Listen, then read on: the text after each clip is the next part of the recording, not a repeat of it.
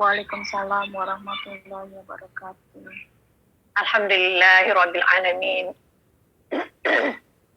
Alhamdulillahilladzi hadana li hadza wa ma kunna linahtadiya laula an hadana. Wassalatu wassalamu ala Rasulillah sallallahu alaihi wasallam wa man sanna bi sunnatihi ajmain. Ibu-ibu, saya bersyukur kehadirat Allah dan berterima kasih pada seluruh panitia yang telah merancang kegiatan ini dan melaksanakannya. Semoga Allah melimpahkan rahmat dan karunia-Nya kepada beliau-beliau semuanya. Apa kabar ibu-ibu dengan lockdown di rumah aja ini? Judul yang dipilih hari ini adalah bagaimana di rumah aja tanpa stres. Sebetulnya apa yang ibu-ibu rasakan? Sebelum saya lanjutkan, saya minta tolong nih dashboard, bisa nggak ya di layar saya selalu muncul notification tentang ada berapa orang lagi yang akan minta di approve gitu, terus see waiting room gitu. Jadi saya nggak bisa melihat layar atau wajah saya sendiri. Bisa nggak admin menolongnya? Karena ini akan mengganggu terus gitu. Bunda, mungkin saya bisa menjelaskan sedikit bahwa memang Bunda salah satu co-host di kajian online ini, itu memang akan muncul Bunda. Insya Allah kami ya, oke. Iya, jadi panitia sudah mengadmit yang yang masuk ke dalam meeting Zoom ini. Oke, izin Bu, maaf kalau enggak Bu Eli tidak usah jadi co-host, nggak apa-apa, biar nyaman aja. Saya jadi co-hostnya. Saya dengan Nana. Oke, baik. Nanti Mbak Riko yang akan setting. Tolong ya Mbak Riko ya. Terima kasih. Terima kasih. Nah, saya paham kenapa kita semua stres. Bukan ibu-ibu aja, termasuk saya juga, ya. Bagaimana tidak, ya.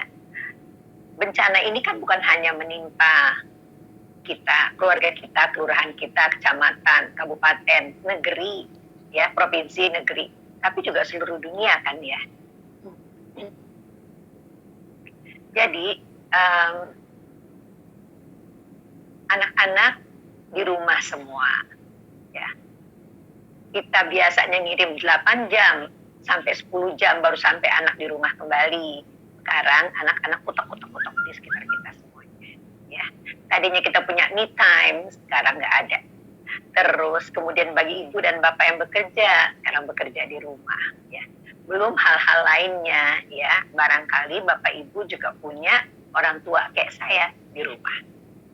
Bayangilah masing-masing orang itu nggak mungkin nggak stres, ya. Anak pertama stres, kedua stres, ketiga stres, ya. Kalau ada 5, kalau ada 7, ya. Belum kalau misalnya ada adik di rumah, kita aja suami istri juga nggak kalah stresnya. Jadi saya paham sekali. Masalahnya adalah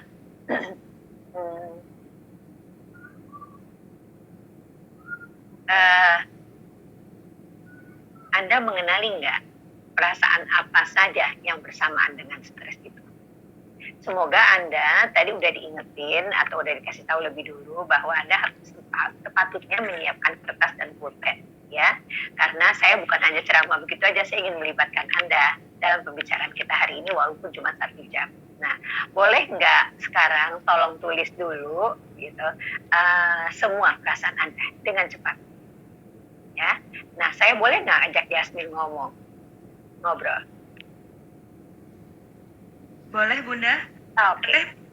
Teh Desi, punten suaranya di unmute ya. Oke. Ya Bunda. Iya. Ya. Jadi apa saja perasaan Desi selama ini mewakili sementara ibu-ibu yang lain nulis di rumah? Ya, pastinya apalagi saya yang biasa suka aktivitas tinggi ya, itu pasti galau bahasanya sumpek ya. Yang biasanya pagi kita udah dandan, udah siap berangkat. Jadi sebelum anak-anak pulang sekolah kita pasti udah di rumah lagi. Jadi bareng tuh kegiatannya. Itu pasti sumpek. Terus ada rasa apalagi justru kayak rada kayak kurang pinter jadinya. Oke, rada-rada bego. rada-rada bego gitu. Terus apa lagi? Terus yang pasti sedih ya pastinya. Jadi ya perasaannya aja Des, perasaannya aja. Apalagi perasaannya yang pasti nggak enak banget gitu. enak banget. Oke. Jadi sedih, khawatir, nggak enak banget, sumpek ya dan sebagainya. Nah, sekarang itu semua kan menimbulkan stres ya. Nah, jadi saya ingin membahas stres dulu sementara. Teman-teman terus aja tulisin dulu ya apa aja yang teman-teman rasakan. Oke, stres adalah sebuah situasi ya atau kondisi yang menekan atau menghimpit, yang menimbulkan ketegangan, yang mempengaruhi emosi, proses berpikir dan kondisi seseorang. Gitu. Jadi biasanya itu merupakan tumpukan perasaan yang menyebabkan gangguan pada atau mempengaruhi emosi dan berpikir. Nah, nanti saya jelaskan lebih lanjut bahwa stres gitu loh, menekan. Jadi gini, mungkin ya paling gampangnya, stres menekankan yang tertekan saraf ya, yang tertekan. Nah, coba semua teman-teman pegang selang, ya, oke, selang air, tahu kan? Ya. Sekarang kita tekan begini, yang terjadi sama airnya gimana? Des. Kalau selang air kita tekan, kemudian yang airnya bagaimana? Jalannya pelan atau gimana? Halo? Ya. Gimana? Air tetap dibuka? Ya, air. Selang air kita pegang, kita tekan gini, kita tekan. Kasih tekanan sedikit. Nah, ya. Airnya jadi bagaimana? Nggak lancar, jadi kayak bercabang ya? Bercabang, terus bagaimana? Alirannya jadi bagaimana? Biasanya kan dia jatuh aja begitu tuh. Jadi gimana? Jadi gimana? Lancar, agak lebih jauh sih kayaknya. Ya, tapi kan karena kita tekan kan, jadi dia lebih deras, lebih kencang gitu kan ya? Iya, betul. Oke.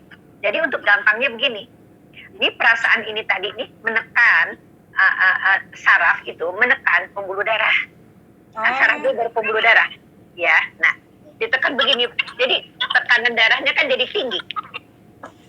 Ya. Sekarang misalnya kalau orang itu hamil, kenapa jadi eksklamsia gitu? Karena darah itu nyumbat gitu kayak nggak bisa napas. Nah, sekarang kok tekanan darah tinggi itu gitu mempengaruhi nggak organ-organ lain, organ-organ tubuh kita? Mempengaruhi kan? Nah, itu menyebabkan terjadinya perubahan pada kondisi fisik kita juga karena organ-organ kita terganggu. Tergantung mana yang lemah. Kemudian gitu loh, nih ketegangan di sini bikin jadi emosi itu bertambah-tambah. Nah, sumber stres itu disebut stresor. Keadaannya disebut strain. Ya. Ada dua jenis, itu mekanismenya dulu. Jadi situasi sulit yang menyakitkan bisa disebabkan oleh beberapa hal. Bisa terutamanya dari rumah sebenarnya. Itu tadi tuh ya. Iya sih gitu, ada virus corona, ia menyebabkan penyakit, ia menyebabkan sakit, bisa parah dan kemudian mati. Tapi yang kita dengar itu di dalam rumah, dan di rumah itu tadi dengan banyak orang yang anak tidak pernah ketemu sama kita, sekarang 24 jam sama kita. Kita udahlah jadi orang tua, nyuci juga, masak juga, rapi-rapi juga, pekerjaan kantor dan aktivitas di masjid Bani Umar Musi kita bawa ke rumah, suami bekerja di rumah, yang tadinya kantor itu tenang, sekarang bagaimana mau fokus karena suami sebentar-bentar, papa, ayah gitu, terus dari yang sana berteriak, nggak tenang. Ya, jadi situasi rumah gitu, bisa juga tadinya beban dari sekolah, dikirim pelajaran dari sekolah, anak nggak ngerti, dia tanya sama kita, boro-boro kita tambah nggak ngerti lagi, ya kan? Terus kemudian situasi kerja, kemudian disuruh les kemana gitu kan, jadi waduh sedang banget ya pokoknya. Dan dari masyarakat bolak-balik dapat berita tentang corona, kondisi korban hari ini, dan status kita hari ini, status negara sebelah dan sebagainya. Ya, ada orang Indonesia di kapal Cina yang dibuang ke laut, macam-macam informasi. Habis itu jelas ya. Nah itu terjadilah perubahan tadi kan, ada pemikiran kita terjadi pemukaran ya, dan itu menekan tubuh mempersiapkan diri untuk bereaksi, mau nggak mau. Bereaksinya itu bagaimana gitu, macam-macam tergantung orangnya juga. Reaksinya tuh ada tiga F, ya. Fight, flight, freeze, ya. Ada orang yang bisa melawannya, ya, bisa survive, bisa mengatasinya, ya, atau bersahabat dengan stres itu sehingga solusinya juga masih bisa baik karena situasinya terkendali.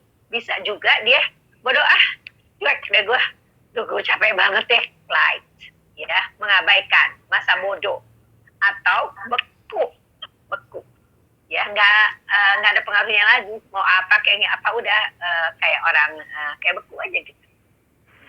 Sampai di sini dulu. Anda yang mana? Ya, coba tandain dulu. Saya bagi dulu ya. Bentar. Ya. Oke, saya kelewatan satu slide. Saya pakai slide juga biar ngingetin. Baik. Nah, stres itu ada dua jadinya, ya. Stress sama distress. Stress adalah kayak misalnya yang saya hadapi hari ini. Materinya belum siap, koneksi internet terganggu, gitu. Ada telepon masuk, oh iya baru ingat mau persiapan belanja buat nanti sore belum, gitu. Cucu juga mau menggunakan internet, menantu juga punya full zoom di ruang lain, tiba-tiba ada tamu misalnya, ya itu harus diatasi sedemikian rupa. Itu kan tegangnya juga nggak tanggung-tanggung ya kan, ada berapa hal di rumah, tapi saya berusaha mengatasinya. Itu stress. Tapi kalau saya sampai jadi panik tuh, panggil cucunya, gimana sih Pak Manin, jadi kenapa sih kamu nggak bisa distress. Ya, sekarang sampai di sini dulu. Oke, tolong catat di kertasnya kondisi Anda, stres apa distress. Ya, karena dengan kita menulis, kita menumpahkan dari yang pikiran kita ke atas kertas, itu menjadi lebih nyata. Gitu. Sudah? Oke. Reaksi Anda selama ini umumnya fight, ya, flight, apa freeze. Sampai situ jelas? Oke, Des, stress apa distress? Distress lah. Fight, ya. Jadi ini begitu caranya ya. Saya bukannya tausiah yang berkepanjangan. Saya akan melibatkan Anda, ibu-ibu semuanya yang saya cintai, dengan cara begini supaya kita bisa membantu diri kita sendiri. Gitu tujuan akhirnya. Semoga sejam ini tercapai karena saya punya sekitar 30 slide. Jadi sampai situ jelas nggak? Jadi distress ya, Des. Oke. Fight, flight, apa freeze pada umumnya? Ya, fight mungkin. Fight. Oke, masih fight good. Sometimes flight. Ya, sometimes flight. Sometimes freeze. Ya, betul. Okay. Jadi diconteng semuanya, mungkin nanti persentasenya nanti teman-teman kerjain belakang. Dua-duanya, Bu. Bagaimana? Dua-duanya. Dua-duanya. Ya. Kadang ada fight, terus kadang ada freeze. Freeze, ya, oke, nggak apa-apa. Itu namanya kita masih manusia, ya. Karena kan yang datang ke kita kan itu apa bukannya satu, biasanya berbarengan, gitu ya. Nah, dalam hidup kita selama ini, bukankah itu juga pernah terjadi? Bukankah teman-teman semuanya stres tidak hanya dalam keadaan COVID ini, ya kan? Iya, betul. Iya. Hidup kita yang lampau bermacam-macam stres, gitu loh, yang terjadi. Betul kan? Nah, saya kepengen mengajak teman-teman mengidentifikasi ada berapa kali ya stres berat dalam hidup Anda.